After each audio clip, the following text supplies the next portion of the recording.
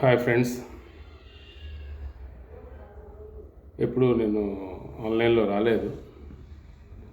నాకంటూ ఒక ఛానల్ ఉంది, ముద్దంచెట్టి బాబ్జీరావు అని. దాంట్లో మ్యాక్సిమం నేను ఫైర్ క్లాసెస్ కోసం, ట్రైనింగ్ క్లాసెస్ కోసం, రెస్క్యూ కోసం పెడుతుంటాను. సో ఇప్పుడు మీ ముందు రావడానికి రీజన్ ఏంటంటే,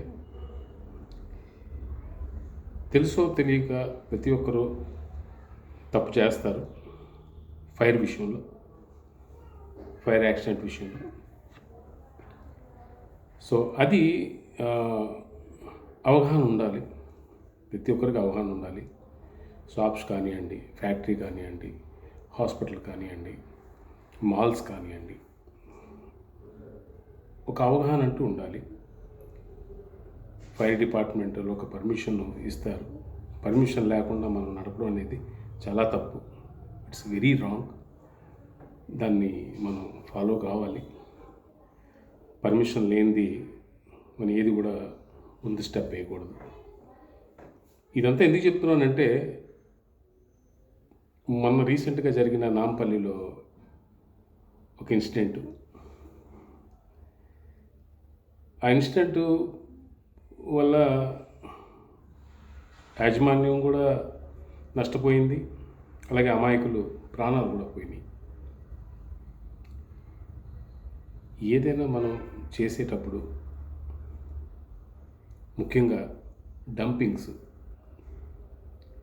shops, established hospitals, malls, apartments,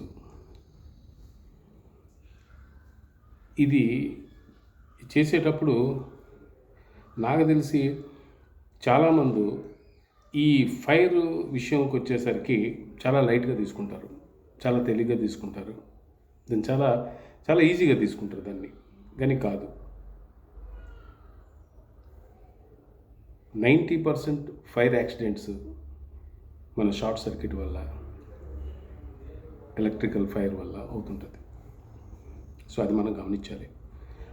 దాన్ని మనం షార్ట్అవుట్ చేయాలన్నా, దాన్ని ఒక కాకుండా చూసుకోవాలంటే, ఫస్ట్ ఆఫ్ ఆల్ మనం ఏ సరౌండింగ్తో ఉంటున్నామో, ఏదైతే మన ఎస్టాబ్లిష్డ్ ఉన్నదో, ఏదైతే షాప్స్ కానీ ఇతర ఏమైనా కంపెనీస్ కానీ ఉన్నప్పుడు మనం చూడవలసిందల్లా electrical lining system, electrical connection system, electrical loose wire system, electrical damage plug system, ఇవి మనం చూడాలి. ముందు చూసి ఫస్ట్ దాన్ని రెక్టిఫై చేయాలి. ఎందుకంటే ఒక స్టాక్ మనం పెట్టేటప్పుడు కానీ, ఒక మెటీరియల్ మనం డంప్ చేసేటప్పుడు కానీ, దాంట్లో ఒక రకమైన హీట్ ప్రొడ్యూస్ అవుతుంది. అది దేని వలన కావచ్చు, వుడ్ వలన కావచ్చు, క్లాత్ వల్ల కావచ్చు, స్పాంజ్ వల్ల కావచ్చు, రెగ్జిన్ వల్ల కావచ్చు. ఇవన్నీ కూడా ఒక హీట్ని ప్రొడ్యూస్ చేస్తాయి, హీట్ని ఉత్పత్తి చేస్తాయి. ఆ హీట్కి తోడు మనకి ఒక వెంటిలేషన్ లేకపోవటం, ప్లస్ దాంట్లో ఒక షార్ట్ సర్క్యూట్ ఉండటం వల్ల ఏమవుతుందంటే ఫైర్ జనరేట్ అవుతుంది. మీ అందరికీ తెలుసు, ఫైర్ అంటేనే 3 ఎలిమెంట్స్ కలిస్తేనే ఫైర్. Heat, oxygen, fuel. ఈ 3 కలిస్తేనే ఒక ఫైర్ జనరేట్ అవుతుంది. సో ఆ ఫైర్ జనరేట్ అవ్వడానికి ఈ సఫిషియంట్ అండి. ఇది వెంటిలేషన్ లేని ఒక గది కానీ, వెంటిలేషన్ లేని ఒక రూమ్ కానీ, అది సఫిషియంట్ ఫైర్ యాక్సిడెంట్ కావడానికి. ఇంకా కొన్ని దగ్గరలో ఎట్లా ఉంటుందంటే, మనకి ఫైర్ అయితే వీలు కాని పరిస్థితి ఉంటుందన్నమాట. ఫైర్ అయితే అంటే రెస్క్యూ చేయడానికి వీలు కాని పరిస్థితి ఉంటుంది. అది మరీ డేంజర్. అది మరీ డేంజర్. ఎప్పుడు కూడా ఒక నామ్స్ ప్రకారం పోతే మనం ఒక బిల్డింగ్ కానీ, ఒక హాస్పిటల్ కానీ, ఒక మాల్ కానీ, దాని సరౌండింగ్ కొంత ప్లేస్ను వదిలిపెడతారు. ఎందుకంటే ఒక ఫైర్ బ్రిగేడ్ వెళ్ళడానికి. నేను ఇంతకుముందు కూడా చాలా కన్వెన్షన్స్లో చేశాను యాజ్ ఏ సిఎస్ఓగా, చీఫ్ సెక్యూరిటీ ఆఫీసర్గా. కొన్ని కన్వెన్షన్స్లో కూడా ఈ ప్రాబ్లం ఉంది.